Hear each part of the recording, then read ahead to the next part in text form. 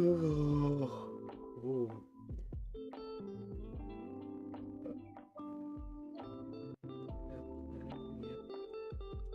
Well, aloha there. And now we're here, the Regency era. Let's go and read what's this about. Regency era. The Regency era in the United Kingdom of Great Britain and Ireland was a period towards the end of the Gregorian era, or Georgian. It's not Georgian. Gregorian era when King George III was deemed unfit to rule due to his illness, and his son ruled as his proxy as Prince Regent. Upon George III's death in 1820, the Prince Regent became King George IV. The term Regency or Regency era can refer to various periods of time. Some are longer than the formal Regency from 1811 to 1820, the period from 1795 to 1837, which includes the latter part of George III's reign and reigns of his sons George IV and William IV, is sometimes regarded as the Regency era, characterized by distinctive trends in British architecture, literature, fashions, politics, and culture. And this is good old man for the Regency era, Prince George Bart Lawrence. 1811 to 1820, so 9 years versus Victorian's reign that lasted for around a century. So, yep. And yeah, this actually shows all the history of Great Britain. But do so, let's go over the content. Society, events, places, nobility, people, newspapers, pamphlets, and publications, galleries. He also references further. Yeah, rest of ones 7 to 10. And yeah, that's pretty much it. So we could just skim through most of this. Society. Regency is noted for its elegance and achievements in its fine arts and architecture. This era encompasses great social, political, and economic change. War was waged with Napoleon on their fronts, affecting commerce both at home and internationally, as well as politics. However, despite the bloodshed and warfare, the Regency was also a period of great refinement and cultural achievement, which shaped and altered societal structure of Britain as a whole. One of the great patrons of the arts and architecture was the Prince Regent himself, the future George IV.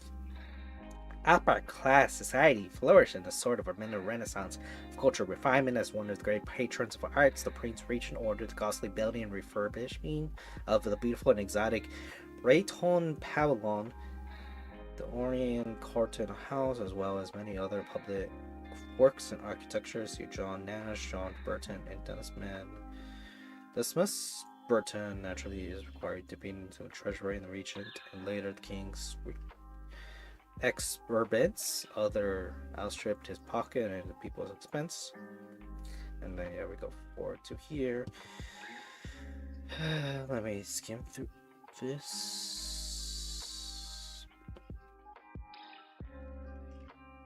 Yeah, this actually refers to his succession from his father George III, and also other things like Napoleon's reign. Widely popular fashionable novels is in which publishers spread the stories, rumors, and flattery of the rich and aristocratic, not so secretly hinting at the specific identity of these individuals. The gap of hierarchy of society was so great that those of the upper classes would be viewed by those below as wondrous and fantastical fiction, something entirely out of reach, yet tangibly there. Now let's go under the events. Let me just browse through here. Alright, and it's stretched like this. 1811, George Augustus Frederick, Prince of Wales, began his 9-year tenure as regent and became known as the Prince Regent. Yeah, and then refers to other things. 1812, Prime Minister Spencer was assassinated in Cowes Commerce, and the final shipment of illegal marbles arrived in England. Harold Seabins retired from the stage. Yeah. Alright, 1813, Pride and Prejudice by Jane Austen was published. William Hedley's Puffy Billy. Interesting enough, I haven't read Pride and Prejudice. The only closest thing was Pride and Prejudice and Zombies. That's my only recollection of the novel. but it shows about aristocratic life and what things they do on a daily basis. Quaker prison reformer Elizabeth Fry started her ministry at Newgate Prison. Robert Southey became poet laureate. Okay, 1814. Invasion of France by Allies led to the Treaty of Paris, and in one of the Napoleonic Wars, Napoleon abdicated and was exiled to Alba. The Duke of Wellington was honored at Burlington House in London. British soldiers burned the White House. Last river famous frost flare was held, which was the last time the river froze. Gas lighting introduced in London streets. Yeah, this is just a reflection of what happened around the area. Now, Wellington at the Battle of Waterloo. 1815, Napoleon I of France defeated by the 7th Coalition at the Battle of Waterloo. Napoleon was exiled to St. Helena. The English corn laws restricted corn imports. Sir Humphrey Davy patented the miner's safety lamp. John London Condoms road construction method adopted.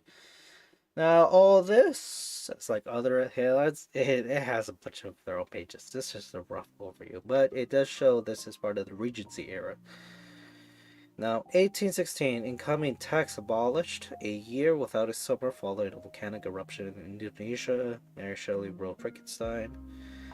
Yeah, regional canal London phase 1 reconstruction. Bill Bromley escaped his creditors by fleeing to France. 1817, 1818, 1819. Okay. Yeah, going through there. Peterloo Massacre, 1819. Prince Alexandriana Victoria, future Queen Victoria, was christened in Kensington Palace. And yeah, that goes further than here. That's it. So let's see what is the Peterloo Massacre. It took place at St. Peter's Field, Manchester, Lancashire, England on Monday, 16th August 1819. 50 people died when cavalry charged into a crowd of around 60,000 people who had gathered to demand a reform of parliamentary representation. Alrighty, then 1820, death of George III and the accession of the Prince Regent was George IV. The House of Lords passed a bill to grant George IV a divorce from Queen Caroline, but then became public pressure, and then further on. Now let's get with places. It's just a whole bunch of bulletin boards. Now let me read these bullet points.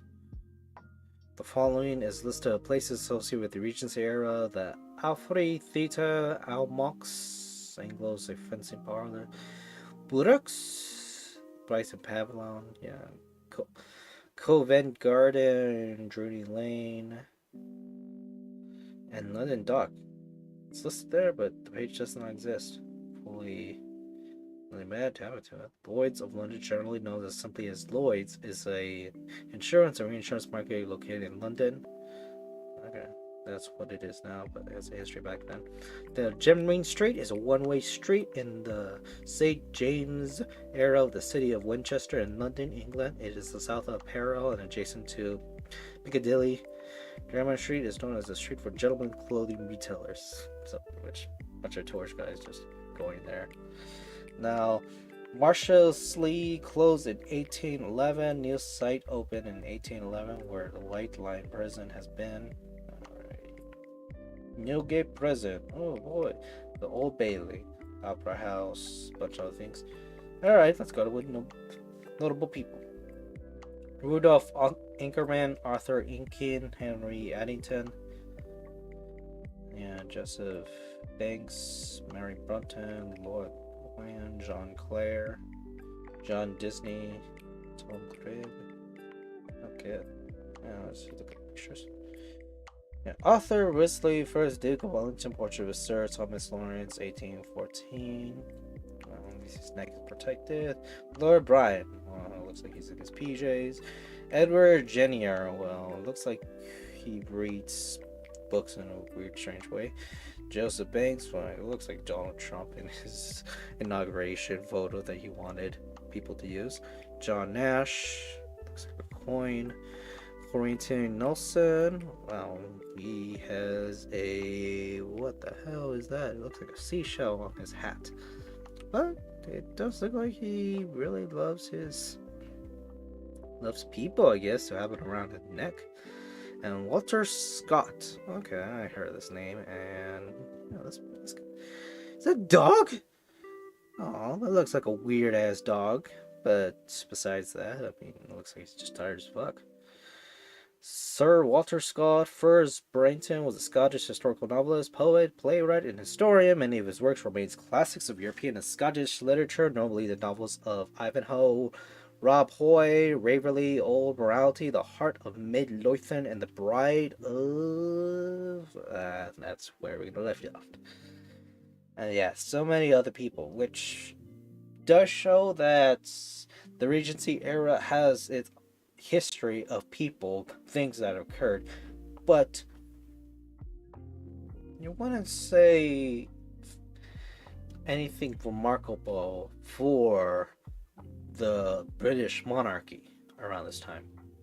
It was a 9-year tenure until they found another successor, a woman's successor, which was something notable when she took the realm as queen of not just the British monarchy but the rest of Europe, aristocrats and royalty. But that is the legacy of Queen Elizabeth. No, Queen Victoria. But then again, Queen Elizabeth was another British monarch that did a lot. And most notable. The fact that they have the same gender is something, to highlight, but also highlight because it's something that doesn't happen. It stands out. Newspapers, pamphlets, and publications, Ackerman's Sporty, the Gentleman's Magazine, the Times, Observer, but then the Times still goes from 1785, which, that was after the American Revolution. And it so surprises me about that. The Observer, there's a British newspaper published on Sundays. I should still talk more. Now let's look at gallery. Oh boy, all the pictures about magazines, places, things more. Churches of Souls, Vauxhall Gardens, 1808, 1811. And you got so many other ones that just shows up specific projects. And the Battle of Waterloo, I think that's the big thing I know about the Regency era, about how they were handling the situation in Europe and also in the Americas, because this reflects to the War of 1812 and British and American relationships. That's what I know, and other things. Now, there's other things: Regency architecture, Regency fashions, dance. It's its own categories, and actually, it's era good feelings for the United States. So this will be equivalent around this time. Marked a period in the political history of the United States that reflected a sense of national purpose and a desire for unity among Americans in the aftermath of the War of 1812. The era saw the collapse of the Federalist Party. So let's see where this started, and also let's just talk about fashion. 1819, so 1817 through 1825. Just like the progressive era around the 1900s for the US, it's something that people would know, not know, but it's not that significant because it's not that long lasting. Well, we're finished. That was quick compared to the Victorian era. I'll talk more about what I'm going to do next time.